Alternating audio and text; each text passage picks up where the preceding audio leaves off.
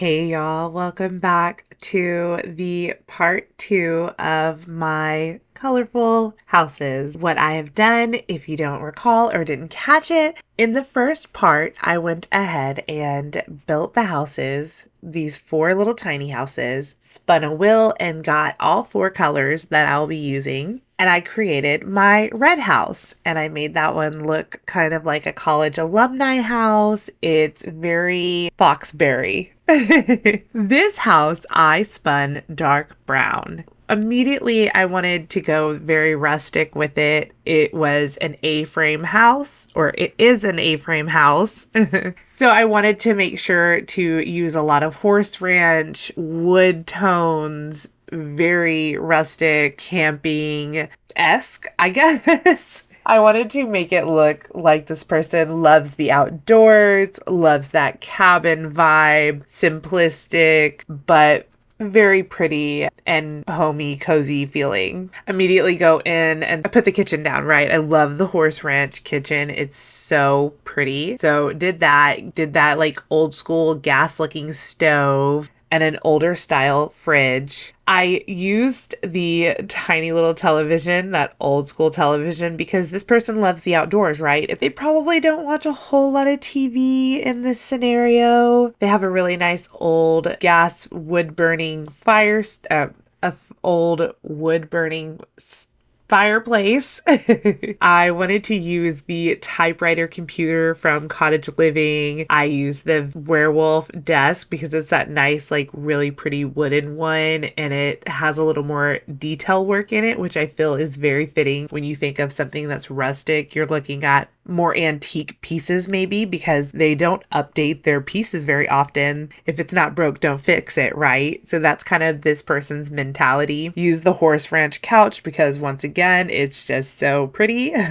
And just went around and made this room feel very cozy, cuddly, somewhere they're going to just kind of curl up with the fire, maybe watch a little TV. They could go work on their computer. The kitchen is pretty simplistic, and same for the bathroom. I did make it kind of a tiny bath, so it's got I believe it's Snowy Escape shower. Just try to make it look kind of rustic and cabinish. Used lots of old school looking pictures, things from Cottage Living. Even Strangerville has those like older car pictures, and so I used those upstairs. This house is raised up on a hill almost to give it a nice vantage point and also kind of a little bit more set apart feeling. And I really love the way it turns out. I think it's definitely got the cabin vibes I was going for. Went ahead and did my ceiling paint and then go in and start going for some dark brown wallpapers. And I did keep it pretty dark in here. It just felt right for this house. The upstairs, the bedroom is pretty simple. I gave them the suitcase dresser because it just felt right. And if it feels right, do it.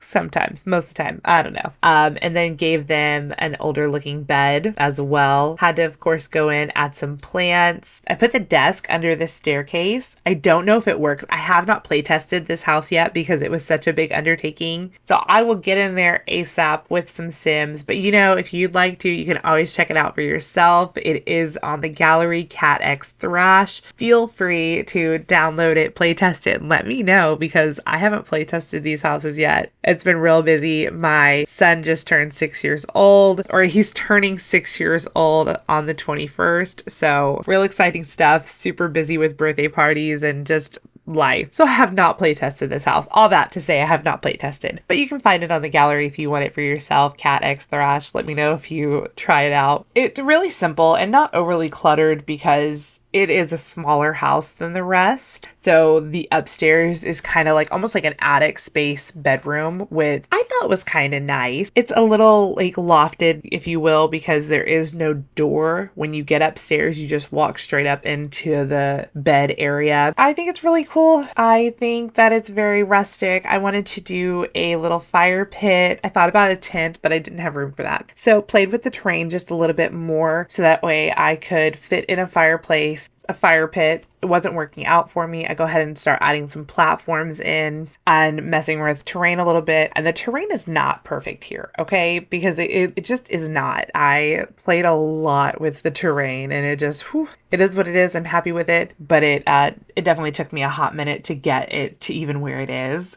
I went ahead and added a staircase. I wanted to make sure that your Sims could get up there. So I added some platforms and added this staircase on top. So that way your Sim can go from the bottom of the hill up into the house. And it really did add that extra cabin vibe, honestly. I'm super glad that I did that because it just definitely adds that extra element to it. Go ahead, do the fire pit. Hopefully the house doesn't catch on fire. But if it does, it'll just add some interest to your game. So here's that beautiful house. I added some trees around the back. You go in, it's very homey, cozy, dark, just somewhere you want to be. I used a little club banner because it's got a cup of coffee on it and that's just perfect. There's a little basket in the back with some extra pillows and blankets. Bathroom's pretty simple, kept it very older looking, very cabin rustic. I hope you liked this video. Quick, short, simple. This is part 2. Part 3 will come soon. We'll be doing the yellow house next. If you like this build, you can get it for yourself. Cat X Thrash on the gallery. I hope you have a great night wherever you are.